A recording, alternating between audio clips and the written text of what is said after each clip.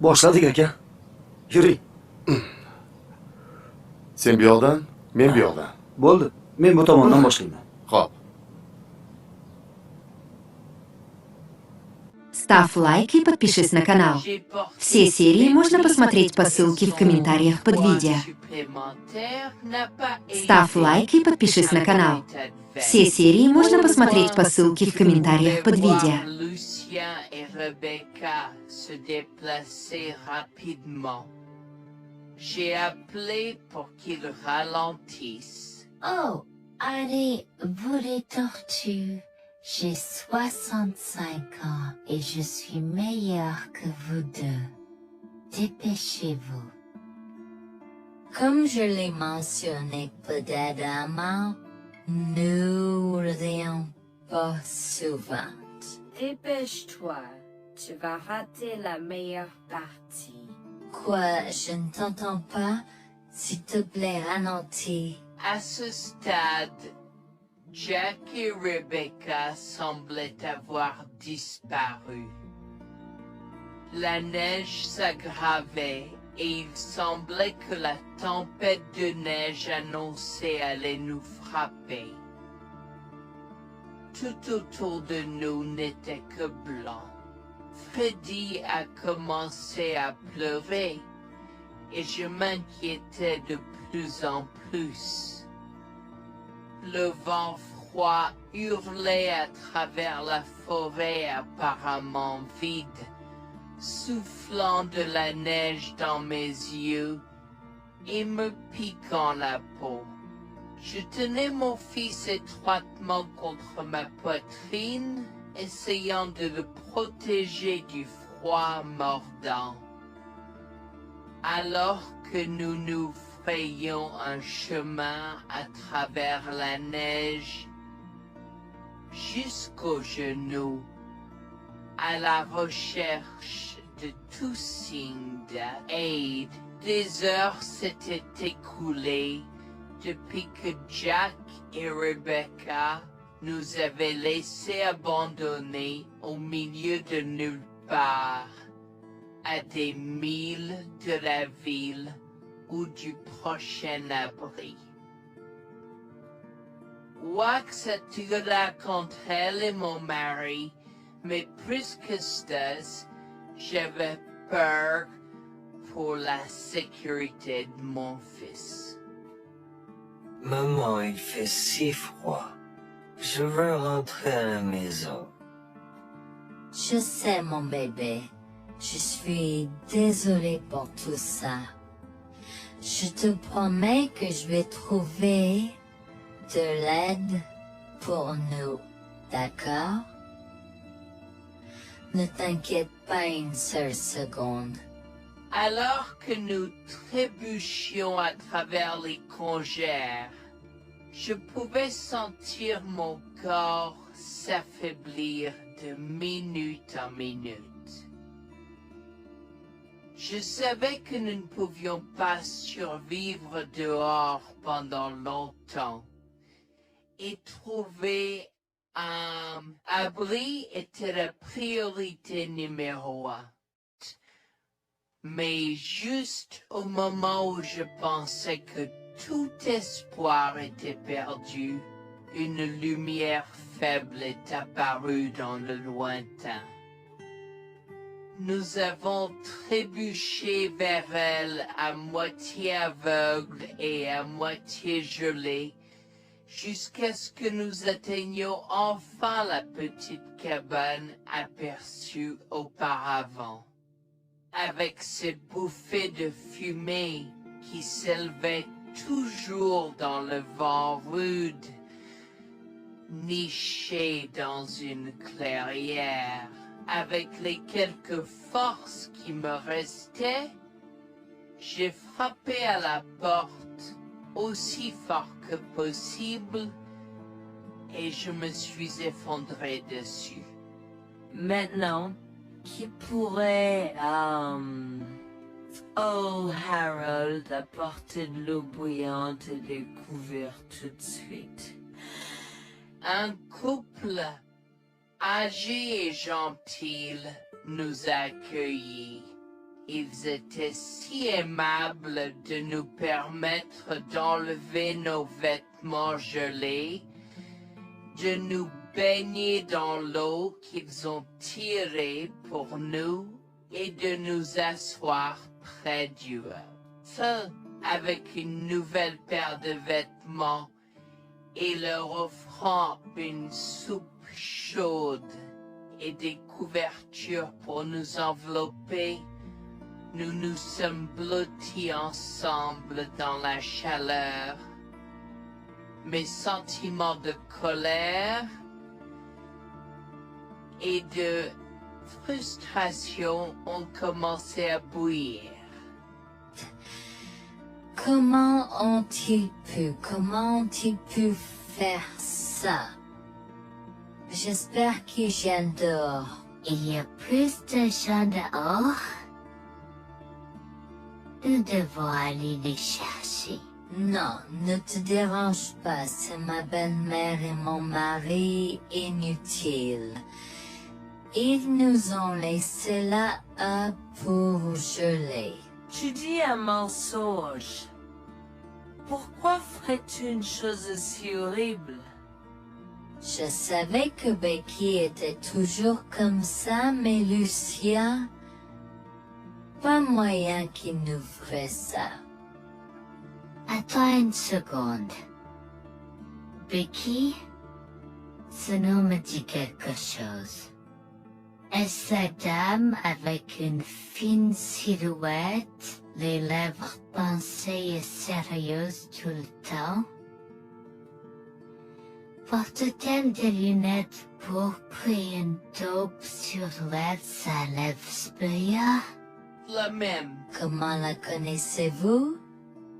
Elle a l'habitude de parcourir ces régions, mais c'est bizarre de faire une telle chose pendant cette période où les tempêtes de neige sont abondantes.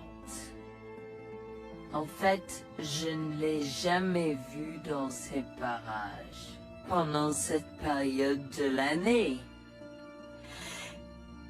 Maintenant, chérie, s'il te plaît, dis-nous comment tu la connais. Je suis sa belle-fille. Nous sommes venus de Floride parce qu'elle n'avait jamais vu son petit-fils Freddy depuis sa naissance. Je voulais vraiment qu'ils se lient d'amitié et se connaissent, mais Anne semblait désintéressée, même après que nous soyons venus de si loin. Freddy était blotti contre moi, endormi dans mes bras, avec un sourire sur son visage. Dieu merci, il allait bien. Dieu merci, il était en sécurité. Comment son petit corps a survécu tout cela? Encore un mystère pour moi. Mais plus je le regardais, plus je devenais frustré par son père, inutile, et sa grand-mère. Elle est magnifique. Cela nous fait pleurer de savoir que cela se produit. Vous voyez, nous n'avons pas d'enfants. Nous ne pouvions pas en avoir. Alors nous avons décidé de venir vivre sur les montagnes. C'est la vie que nous avons toujours voulu, mais nous ne pouvons pas combler les lacunes dans nos cœurs. Donc, entendre que quelqu'un qui a la chance d'avoir un tel petit enfant a choisi d'être négligent est quelque chose que nous ne pouvons pas pardonner. Tu sais, j'ai toujours eu un drôle de pressentiment à propos de Becky, je te l'ai dit, Harold. Cette femme n'est pas normal dans sa tête.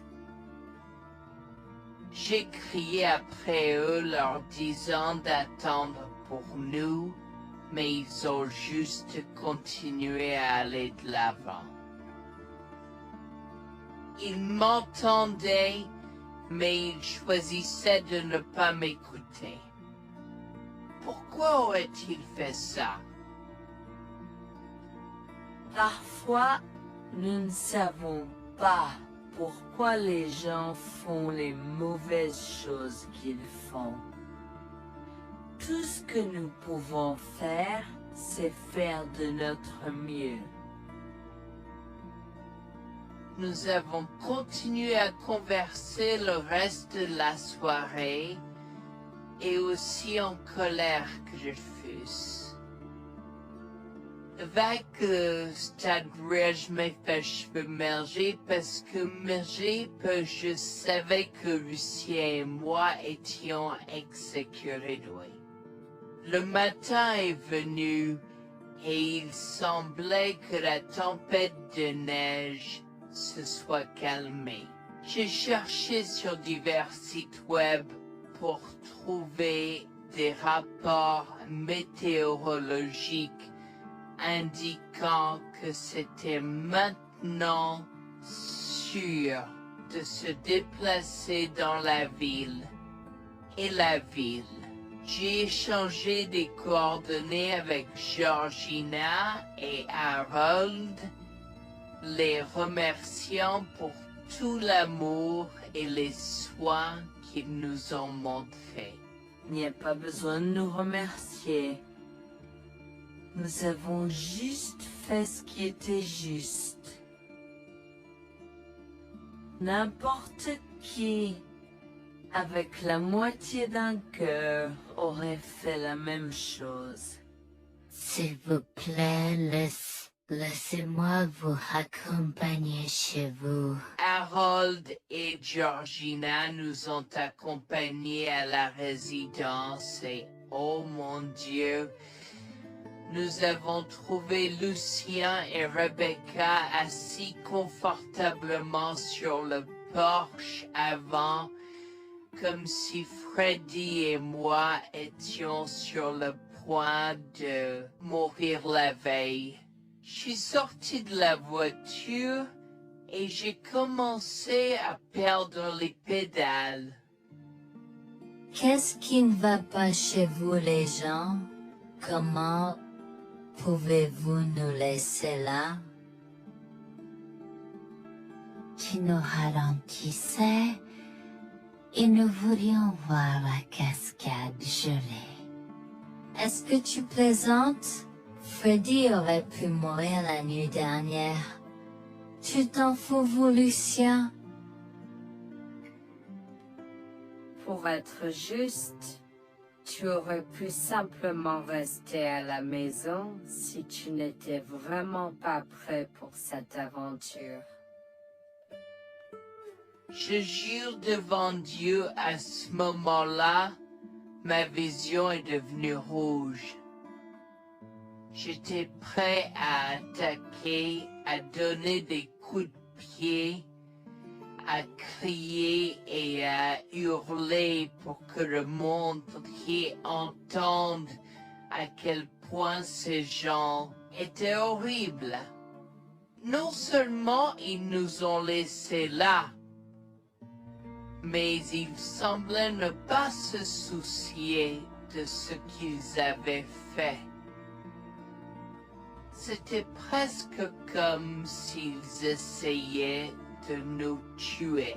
Avant que je ne puisse lancer une série d'actions et de mots qui ne pourraient pas être repris, Harold m'a retenu, me disant de me calmer, car Freddy était toujours dans la voiture avec Georgina. En assistant à toute cette scène, il m'a fallu un moment pour me calmer. Mais même si j'avais calmé, j'étais toujours agressif et argumentatif. Vous nous avez laissés là. Nous aurions pu mourir, Lucien. Tu t'en fous de ça? Tu t'en fous que ta mère ait essayé de nous tuer? Ne sois pas dramatique, Noémie. Elle n'essayait pas de faire ça.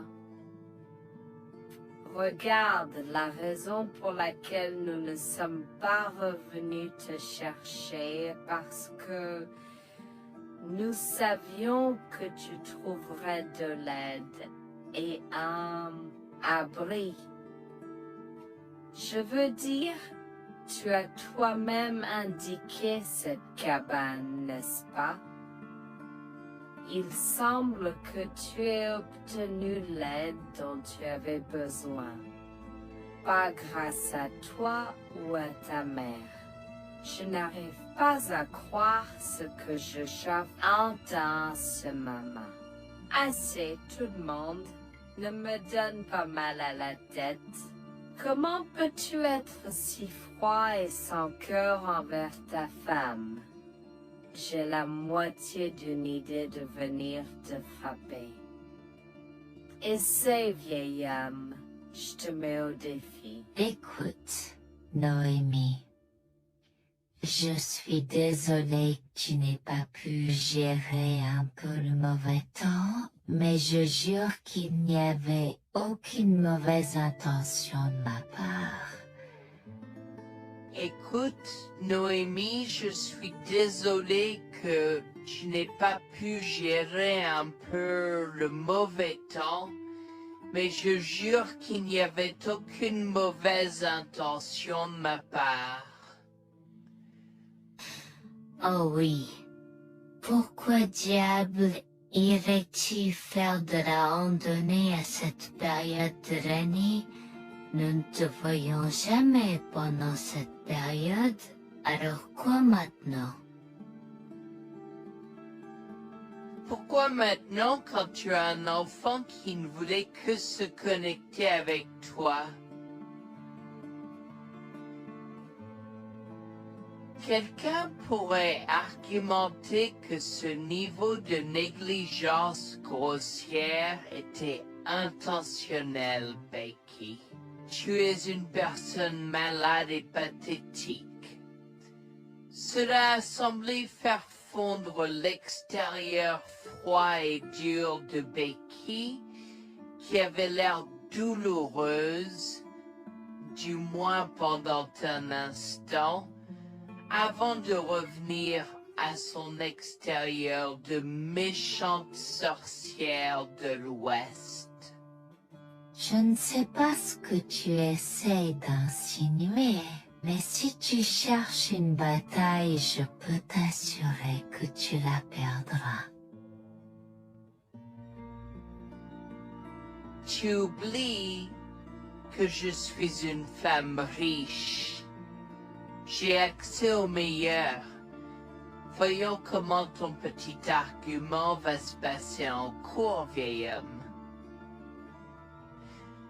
Vous êtes pas là avec votre malade joueuse.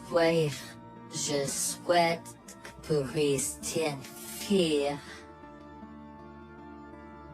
Tu sais quoi, Noémie? Je m'en fiche maintenant. Je n'ai plus besoin de faire semblant devant toi et tout le monde. Alors, laisse-moi te dire les choses clairement pour que tout le monde puisse entendre. Je m'en fiche de toi et de ce bébé. Honnêtement, je souhaite que vous soyez tous les deux morts hier. Au moins, vous auriez arrêté de me déranger avec vos tentatives pour rencontrer ce bébé. Est-ce que je parais en avoir quelque chose à faire? J'ai fait mon geste vers elle comme si mon corps avait une volonté propre. Je me suis approché d'elle et l'ai giflée. j'ai continué à la gifler et à donner des coups de pied aussi fort que possible jusqu'à ce que Jack et Harold me déchirent. Tu m'instaudes. Comment osais-je? Comment osez-vous vous asseoir là et défendre cette sorcière? Elle l'avait mérité. Toi, je vais te poursuivre en justice. Comment oses-tu me mettre les mains dessus? Elle ne voulait évidemment pas cela. Regardez, il semble que les tensions soient élevées en ce moment. Pourquoi ne pas tous prendre une grande respiration? Entrons et réglons cela. Vous êtes un homme faible et pathétique, et j'espère que vous passerez le reste de votre vie à expier ce que vous avez fait à votre fils. Avant que Jack ne puisse répondre, je lui ai craché au visage avant de rentrer à l'intérieur, de prendre Freddy et ses affaires, et de monter dans la voiture avec Georgina et Freddy. Maman, j'ai peur. Que se passe-t-il? Pourquoi tu combattu, grand-mère? Chérie, je suis vraiment désolée que tu aies dû voir ça. Les choses sont beaucoup plus compliquées ici et je ne veux pas te mentir. Mais je crains que tu ne sois un peu trop jeune pour comprendre. Mais pour l'instant, je suis désolée de devoir te dire que pour l'instant, il semble que grand-mère et papa ne veulent pas de nous ici. Nous ne pouvons pas être ici parce que papa et grand-mère ne sont pas très gentils et je ne veux pas que tu sois autour de personnes qui ne sont pas gentilles. Mais Georgina et Harold sont gentils, n'est-ce pas? Oui, j'aime Georgina et Harold. Harold et Georgina peuvent-ils être mes grands-parents? Oh mon Dieu, mon petit enfant, tu me fais pleurer. Bien sûr, je peux être ta grand-mère. Oh mon Dieu, mon petit enfant, tu me fais pleurer. Bien sûr, je peux être ta grand-mère. Je serai toujours ton ami et je te promets de prendre soin de toi si tu as besoin de moi. Harold a pris la voiture et nous a emmenés à un hôtel où nous avons pu nous reposer et nous remettre de nos émotions, mais malheureusement tout l'événement était un peu trop difficile à gérer. J'y avais très peur pour l'avenir Board of Dieu, tant Freddy que moi, car cela signifiait le divorce. Mais j'avais peur, Bertie, qu'ils obtiennent la garde de Freddy. Décidé de parler au gymnase et c'est propos de la question une fois que Freddy s'était endormi. Que vais-je faire? Je vais aller en prison? Nonsense. Cette sorcière ne portera pas plainte. Et si elle le faisait, elle ne le fera pas. Car nous avons des preuves de sa conspiration pour commettre un meurtre. Comment? Nous sommes toujours préparés, chérie. Nous avons secrètement enregistré toutes les preuves. Maintenant, vous pouvez emporter cet enregistrement avec vous et l'utiliser contre votre mari et belle-mère au tribunal. Vous êtes des anges déguisés. Comment avez-vous fait ça? Quand? Comment? Chut, mon enfant, ne t'inquiète pas de tout ça. Écoute simplement l'enregistrement audio. Nous avons écouté et effectivement toutes les preuves avaient été enregistrées, y compris la partie où j'ai attaqué physiquement sa mère. Maintenant, ils vont me faire pour coups et blessures. Oh mon Dieu, pourquoi je fais ça? Maintenant, Bonjour, je m'appelle Jeanne et j'ai 37 ans. Je rédige ceci parce que l'année dernière a été très difficile pour moi et mon mari Jules. Nous avons beaucoup progressé depuis cet incident et je veux juste partager cette histoire pour aider quiconque pourrait se trouver dans une position similaire. Laissez-moi d'abord vous raconter comment j'ai rencontré mon mari, adorable. Tout a commencé de la manière la plus inattendue, dans un hôpital. Jules et moi nous sommes retrouvés à passer une longue nuit devant la salle d'urgence remplie d'inquiétude et incapables de partir. Jules était là parce que sa sœur avait eu un grave accident de voiture alors que ma mère a souffert d'une crise cardiaque. Dans cet espace partagé d'inquiétude et d'incertitude, nous avons trouvé du réconfort dans la présence de l'autre. Nous avons parlé facilement, découvrant un terrain d'entente et une compréhension réelle. Comme nous avons réalisé que cela prendrait un certain temps avant d'avoir des nouvelles des médecins, nous avons décidé de faire une pause et de prendre un café au café de l'hôpital. Nous ne savions pas que ces rencontres fortuites allaient changer nos vies à jamais.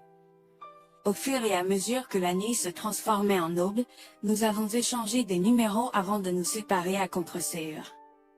Pendant que la condition de ma mère se stabilisait et qu'elle commençait sa convalescence, la sœur de Jules faisait face à un voyage plus difficile. L'accident l'avait laissée avec de graves lésions de la moelle épinière et des blessures cérébrales, et elle était paralysée de la taille aux pieds. Jules était dévasté, partagé entre le soulagement qu'elle ait survécu et la tristesse face aux défis qu'elle allait maintenant affronter.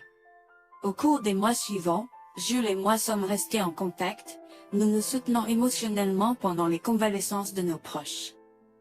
Nos conversations ont progressivement changé, nous permettant de partager nos espoirs, nos rêves et nos peurs. Dans l'un de ces échanges sincères, Jules a eu le courage de m'inviter à prendre un café, un rappel significatif de l'endroit où notre connexion avait d'abord fleuri. Notre amour a grandi rapidement, alimenté par la fondation que nous avons construite pendant nos moments les plus sombres. Varför vers l'identité de l'autre et avons avoir un. Cela n'a pas pris longtemps pour que nous réalisions que nous avions trouvé quelque chose de vraiment spécial. Après 2 ans de fréquentation, Jules m'a demandé en mariage. Avec une joie débordante, j'ai dit oui avec enthousiasme. Notre mariage était une petite et intime célébration, honorant l'amour qui est né de nos épreuves partagées. À ce moment-là, la sœur de Jules avait besoin de soins spécialisés, et il, étant le membre de la famille le plus proche, a pris la responsabilité. Cependant, il avait également besoin d'un travail temps plein pour gérer les factures qui s'accumulaient. Inquiète qu'il soit accablé, Jules a travaillé sans relâche pour subvenir aux besoins de sa sœur et de notre avenir ensemble. Un jour, je l'ai assis et l'ai rassuré en lui disant que nous étions une équipe faisant le défi de la vie ensemble. Chérie, j'ai besoin de te parler de quelque chose d'important. S'il te plaît, prends place. De quoi s'agit-il? Tu as l'air sérieuse, tout va bien? D'une certaine manière, non. Je t'ai vu lutter pendant un certain temps maintenant. Tu sais que tu peux me demander de l'aide, n'est-ce pas? Bien sûr que je le sais. Je ne veux juste pas t'imposer mes problèmes, tu sais. Mon chéri, nous sommes une équipe. Je veux que tu te souviennes toujours de ça. Nous faisons face aux défis de la vie ensemble et il n'y a rien d'individuel dans notre relation, seulement la nôtre. Je veux te soutenir, toi et ta sœur, de toutes les manières possibles. Cela signifie beaucoup pour moi, bébé. Tu as été incroyable tout au long de tout cela. Je ne sais pas ce que je ferais sans toi. C'est exactement pourquoi je voulais en parler. J'ai réfléchi à la prise en charge d'Abby et à l'impact que cela a sur ton travail. Et si nous envisageons de la placer dans une maison de retraite? Et avant que tu ne poses la question, je connais une bonne où ma grand-mère était vraiment heureuse. Elle a même préféré cela à vivre à la Sommeter. Je ne sais pas, je veux dire, c'est une décision importante et risquée à prendre. Je comprends, mais réfléchis, Greg. Cela permettrait de te trouver un meilleur emploi payant pour que nous puissions nous assurer qu'Abby reçoit les soins qu'elle mérite. Nous pouvons la visiter régulièrement et être toujours là pour elle. Mais cela soulagerait une partie de la charge sur tes épaules. Tu as raison. C'est un choix difficile, mais je fais confiance à ton jugement. Je suis heureuse que tu me laisses enfin t'aider. Crois-moi, les choses sont plus faciles quand on peut partager ses fardeaux avec quelqu'un. Je veux dire, c'est comme ça que nous nous sommes trouvés, non? Comment pourrais-je jamais l'oublier? Je t'aime tellement. Merci de rester à mes côtés. Tais-toi, pas besoin de remerciements. Tu sais que je serai toujours là pour toi. Je t'aime aussi, chérie. Jax m'a fait confiance et nous avons trouvé une maison de retraite pour Abby. Au cours des prochains mois, Jax a trouvé un travail mieux rémunéré et a rendu visite à sa sœur tous les jours. Le rétablissement d'Abby a progressé de manière surprenante bien qu'elle soit paralysée. Elle a commencé à se déplacer dans la maison de retraite dans son fauteuil roulant, déterminée à explorer. La maison de retraite permettait aux résidents de sortir avec des membres de leur famille enregistrés, alors je lui ai envoyé une allocation mensuelle pour l'aider à s'amuser. La mère de Jax, Grégoire, a entendu parler de son dévouement au bien-être d'Abby et des efforts qu'il a déployés pour s'occuper d'elle. Grégoire est venu à notre domicile, les larmes aux yeux, pour exprimer à quel point il était fier de son fils, Orab. Mère, pourquoi pleures-tu? Qu'est-ce qui ne va pas? Je veux juste que tu saches à quel point je suis fier de toi, Jules. Tu as montré une telle force et compassion en prenant soin d'Abby. Je ne pourrais pas être plus fier d'avoir élevé un fils aussi merveilleux. Eh bien, merci, mère. Je fais juste ce que je peux pour Abby. C'est pas facile, mais je l'aime et je veux m'assurer qu'elle va bien. Tu as fait plus que suffisamment, mon chéri. Je ne veux pas que tu portes ce fardeau seul. Je veux prendre le relais et rendre visite à Abby plus fréquemment. Tu dois te concentrer sur ton travail et ta propre vie. Abby sera bien prise en charge. Fais-moi confiance. Eh bien, ce n'est pas comme si je l'avais fait seule. Jeanne a été à mes côtés, me soutenant à chaque étape du chemin. Nous sommes une équipe et nous sommes tous les deux engagés dans le bien-être d'Abby. Oh, je sais que Jeanne a été là, mais tu as fait tellement, Jules. Il est temps que tu priorises ta propre vie et ta carrière. Abby sera entre de bonnes mains. Fais-moi confiance. D'accord, mère, si tu es sûre de toi, alors j'accepterai. Mais je veux que tu saches que c'était un plaisir de prendre soin d'Abby et que je serai toujours là pour elle, quoi qu'il arrive. Je t'apprécie, Jules, mais il est temps pour toi et Jeanne de vous concentrer sur vos futurs. Fais-moi confiance, ce sera pour le mieux. D'accord, mère, si tu crois que c'est la bonne chose à faire, alors j'irai avec. Promets juste de bien t'occuper d'Abby. Je te le promets, maman, tu peux compter sur moi. Maintenant, va et concentre-toi sur ton travail. Laisse-moi m'occuper de la garde d'Abby. J'ai trouvé l'intérêt subi de Grégoire pour Abby un peu étrange, mais je me suis tue car je savais que ce moment était important pour Jules. L'année suivante, Jules s'est concentré sur son travail et obtenu une augmentation. J'ai également obtenu une augmentation. ce qui nous a permis d'augmenter l'allocation mensuelle de Bal d'Abby. Grégoire a tenu sa promesse, mais il y avait un piège. Il a toujours insisté pour que nous restions occupés par le travail et nous a rappelé à quel point Abby était heureuse avec plus d'argent. Il nous a grondé si nous voulions la visiter et a prétendu qu'il savait ce qui était le mieux pour elle. Grégoire nous a fait appeler avant de rendre visite à Abby, donc il a contrôlé notre accès à elle. En conséquence, nous l'avons vue de moins en moins, mais nous avons continué à lui envoyer l'allocation chaque mois. Je me sentais mal à l'aise par la situation. L'attitude possessive et le comportement contrôlant soudain de Grégoire m'inquiétaient. Il semblait toujours avoir des excuses lorsque Jules avait besoin d'aide avec Abby dans le passé.